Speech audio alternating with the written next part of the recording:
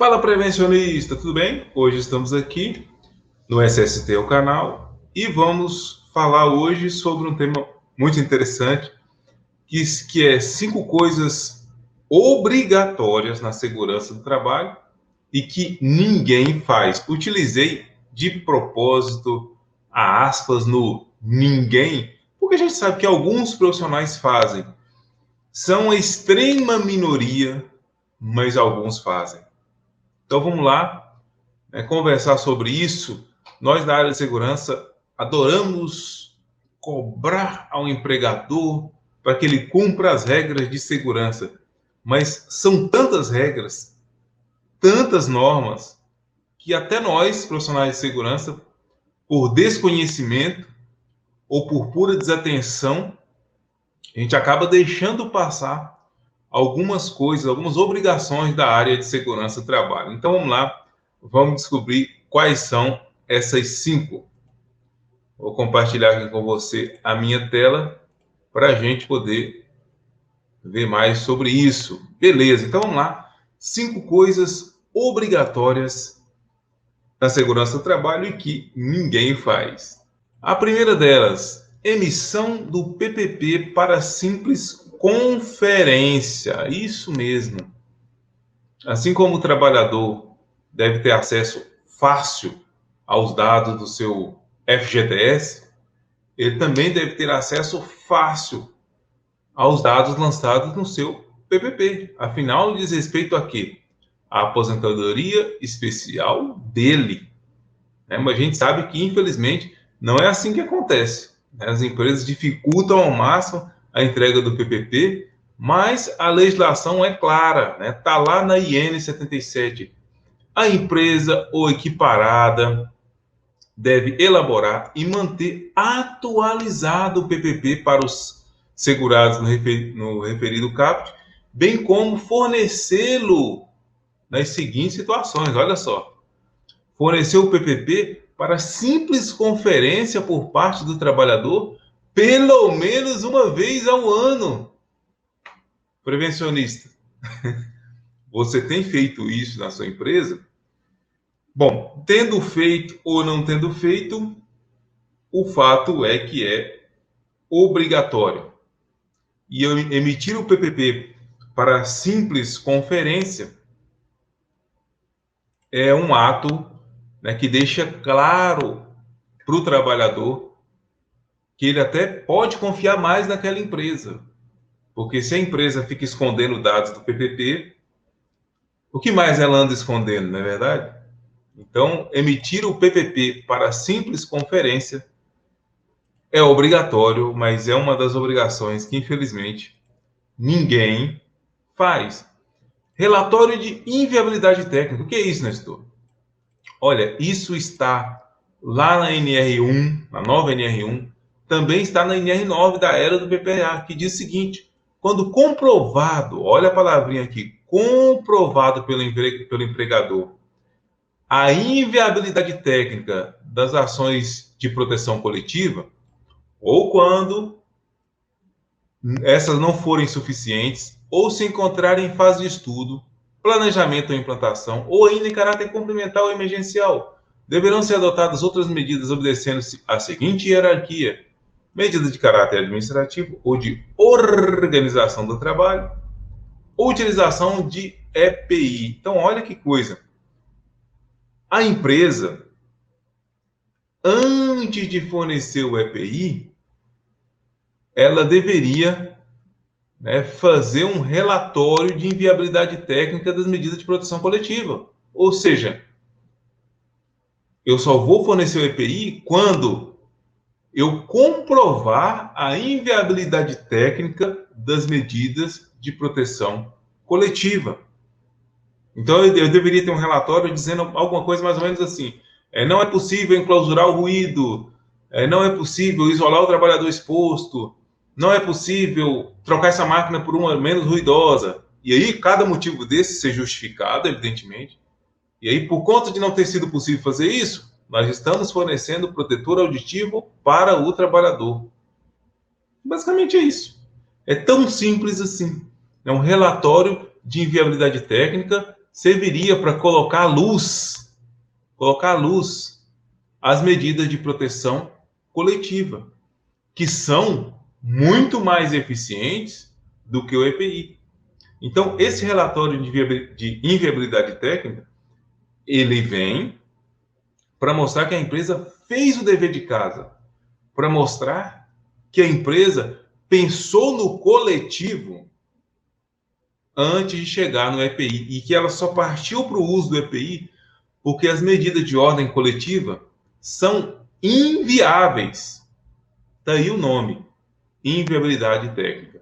Nestor, quem é que pode elaborar esse relatório de inviabilidade técnica? Qualquer profissional, engenheiro de segurança, técnico de segurança, tecnólogo de segurança, enfim, qualquer profissional que conheça minimamente da área de segurança pode fazer um relatório desse de inviabilidade técnica. Mas nunca vi nenhuma empresa implementar esse relatório. É mais uma daquelas coisas obrigatórias e que ninguém faz. E esse relatório é fundamental para fazer a empresa pensar nas medidas de proteção coletiva, ao invés de simplesmente partir para o mais fácil e menos eficiente, que é o EPI. Item 3, anexar a ata da CIPA ao PPRA. Isso mesmo. Está escrito lá na NR9, né, na era do PPRA ainda. O documento base do PPRA e suas alterações e complementações deverão ser apresentados e discutidos na CIPA, quando existente na empresa. Olha isso. Então, quer dizer, todo o documento base do PPRA e suas alterações e complementações, e que certamente inclui a análise global do PPRA, deverão ser discutidas na CIPA e anexadas à ata da CIPA. Agora, quantas vezes a gente já viu isso acontecer, né? Fala sério, é mais uma obrigação de segurança que ninguém faz.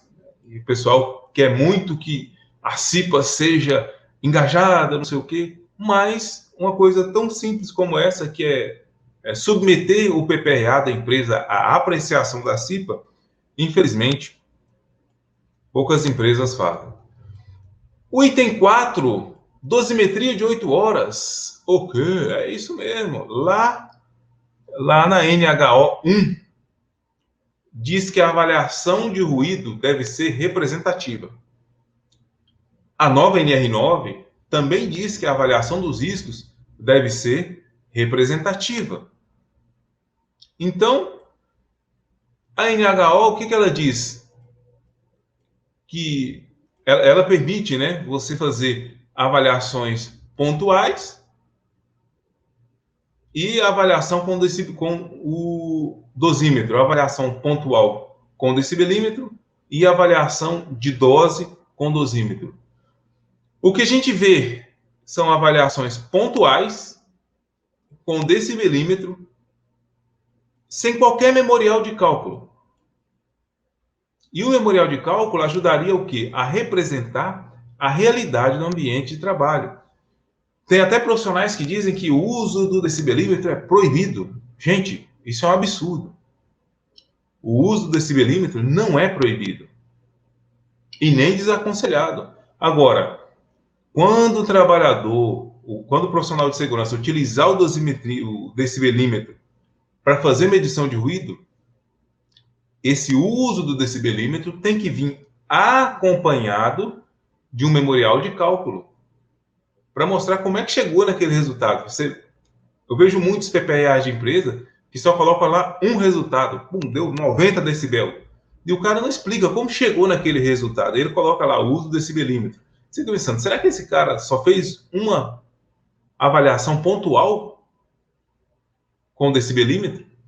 E, infelizmente, é o que acontece em muitos dos casos. E existem avaliações pouco representativas. Mesmo ambiente de trabalho com ruído variável, é comum, infelizmente, que profissionais de SST façam avaliação de ruído que não represente nem 20% da jornada de trabalho. E projete o restante, né?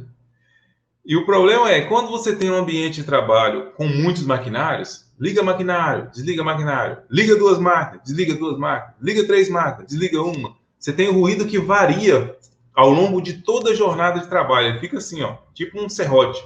E aí você quer projetar o restante. Como é que você vai projetar o restante no ambiente onde o ruído é variável?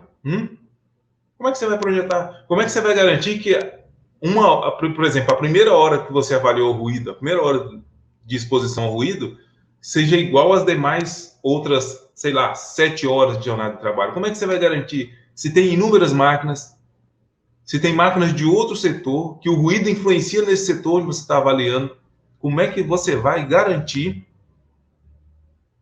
que o restante da jornada de trabalho é igual àquele primeiro período onde você avaliou? Então, até pode ser usado projeção, mas ele deve ser usado com cautela. A própria NHO diz o seguinte: havendo dúvidas quanto à representatividade da amostragem, esta deverá envolver necessariamente toda a jornada de trabalho. Então, meu amigo prevencionista, muito cuidado com projeção de ruído. Muito cuidado.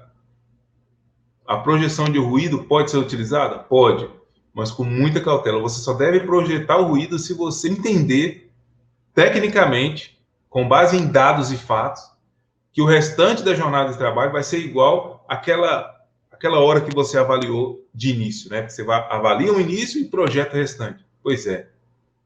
Só pode projetar se o restante da jornada for exatamente igual à jornada de início. Por exemplo, um ambiente de trabalho que tem 3 máquinas e que essas 3 máquinas ficam ligadas o dia todo e que não há influência de ruído externo, uma projeção de ruído cairia muito bem. Você poderia avaliar a primeira hora da exposição ao ruído e projetar o restante. Mas no ambiente de trabalho com ruído variável, com várias máquinas, com ruído externo, vírgula, etc., com variação da exposição ao ruído, qualquer projeção acaba parecendo muito mais um chute do que uma projeção em si.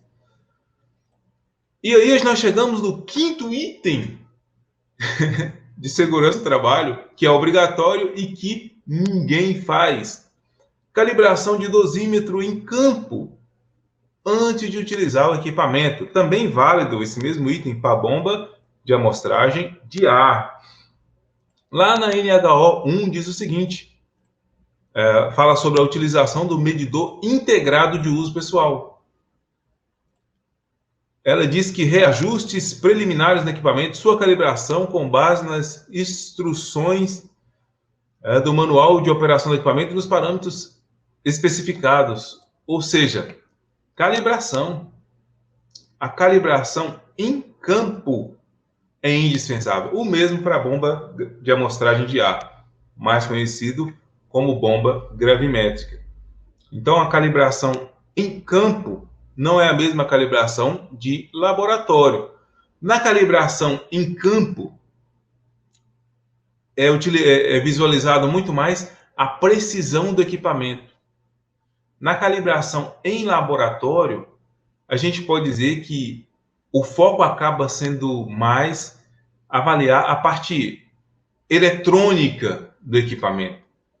São 2 calibrações que possuem finalidades diferentes e que ambas são importantes. A calibração em campo e a calibração em laboratório. Especificamente aqui para avaliação de ruído e avaliação de particulado, né? O uso de bomba de amostragem de ar. Então, a calibração em campo é também indispensável. De modo que a gente cobriu aí, né, 5 obrigações de segurança do trabalho e que ninguém faz. Eu espero que você tenha gostado desse vídeo, espero que você tenha se divertido ao aprender mais sobre isso. Na semana que vem, Mário Sobral estará de volta neste canal. A gente se vê, curte aí, se inscreva e em caso de dúvida, sugestão de pauta, né, manda um e-mail para o Sobral, manda um e-mail para mim, escreve aí abaixo no campo de comentários, porque nós sempre estamos lendo os comentários aqui do SST é o Canel. A gente se vê na próxima, se Deus quiser. Falou-se! Olá, eu sou o Nestor do site Segurança do Trabalho NWM. Olá, eu sou o Mário Sobral. E juntos estamos fazendo SST é o canal.